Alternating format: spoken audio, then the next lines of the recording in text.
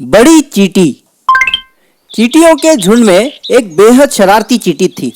चींटियां हमेशा उनके बनाए उसूलों पर चलती है, एकजुट होकर काम करती है। पर यह चींटी, इसे तो बस सबके खिलाफ जाकर काम करने में मजा आता था। जिस बात के लिए मना किया गया हो, बस वही बात करने के लिए वो पहले भागती थी। सब लोग मेरी बात ध्यान से सुनो। हम में से कोई भी कुछ दिनों तक उत्तरी दिशा की ओर नहीं जाएगा। सुना है वहाँ कोई बड़ा सा पत्थर गिरा है।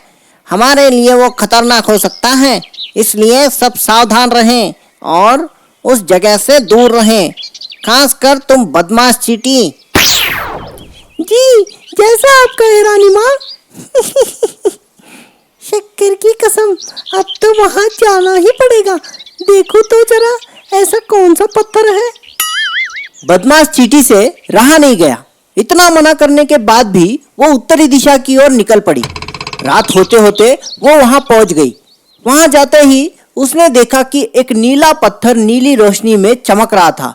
अपने स्वभाव अनुसार वो तुरंत उस ओर लपका और उस पत्थर को छूने लगा।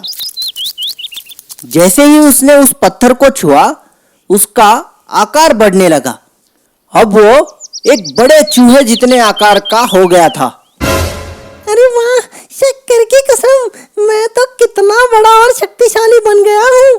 अब मुझे कभी कोई किसी बात के लिए नहीं रोक पाएगा। उस रानी और उसकी प्रजा को तो मैं अच्छा सबक सिखाऊंगा। हमेशा मेरे पीछे पड़े रहते हैं, अब मजा आएगा। बदमाश चींटी अब विशाल चींटी बन गया था और वो अपने झुंड की तरफ उन्हें सबक सिखाने निकल चुका था। जैसे ही वो वहां पहुंचा, उसका डरावना रूप देखकर सारी चींटियां डर के मारे यहाँ वहां भागने लगी। रानी ने हिम्मत दिखाकर उसका सामना किया, पर बेचारी रानी उसके आगे टिक नहीं पाई और बुरी तरह घायल हो गई। रानी के कुछ खास सैनिक उन्हें उठाकर वहां से ले गए।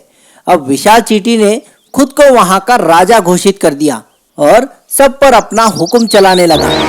सब लोग उसके जुल्म से तंग आ चुके थे, पर उसकी बात मानने के अलावा उनके पास और कोई रास्ता ही नहीं बचा। कुछ दिनों बाद रानी को होश आया। उनके खास सैनिकों ने उन्हें पूरी बात बताई। हम अपने प्रजा को उस दुष्ट के हवाले नहीं कर सकते। मंत्री जी कहाँ हैं?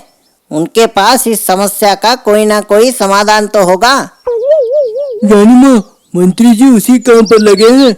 उन्होंने कहा है कि जैसे ही कोई हाल मिलता है वो आपको बताने तुरंत आ जाएंगे।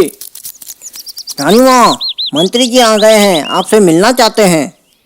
मंत्री विशाल चींटी से निपटने का तरीका ढूंढ लाए थे।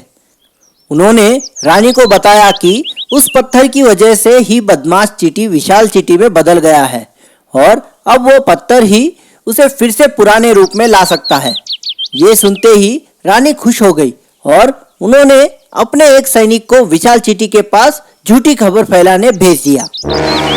विशाल चींटी की जय हो। मैं रानी का सैनिक हुआ करता था, पर अब आपका साथ देने आया हूँ। आपको ये बताने आया हूँ कि आप ही की तरह रानी भी शक्तियाँ हासिल करने जा रही हैं। अगर आप अब भी राजा बनकर रहना चाहते हो तो जल्द से जल्द रानी को रोक लो। ये उसके वहां पहुंचने से पहले मैं वो पत्थर ही गायब कर दूंगा। विशाल चींटी जल्दबाजी में उस पत्थर की ओर निकल पड़ा। जैसे ही वो वहां पहुंचा, उसने उस पत्थर को कहीं छुपा कर रखने के लिए उठाने की कोशिश की और जैसे ही उसने उसे छुआ, वो फिर से अपने पुराने रूप में वापस आ गया। पत्थर का दिया जादू पत्थर ने ही वापस ले लिया था। ये क्या? मैं फिर से छोटा हो गया, ये कैसे हुआ? सैनिकों, इस गद्दार को पकड़ लो और कैद कर लो और मंत्री जी से कहकर इस पत्थर का कोई इलाज ढूंढो। चींटी को अपने किए की सजा मिल गई। सबने उससे मुंह मोड़ लिया। रानी ने फिर से झुंड की भागदौड़ संभाल ली और मंत्री पत्थर का कोई हल ढूंढ पाए, इससे पहले वो पत्थर वहां से गायब हो चुका था। तो इस कहानी से हमें यह सीख मिलती है, ताकत के गलत इस्तेमाल से सिर्फ दूसरों का ही नहीं, खुद का भी अंत बुरा ही होता है। ऐसी ही मजेदार कहानियाँ सुनने के लिए हमारा चैनल सब्सक्राइब कीजिए और बेल आइकन दबाना मत भूलिए।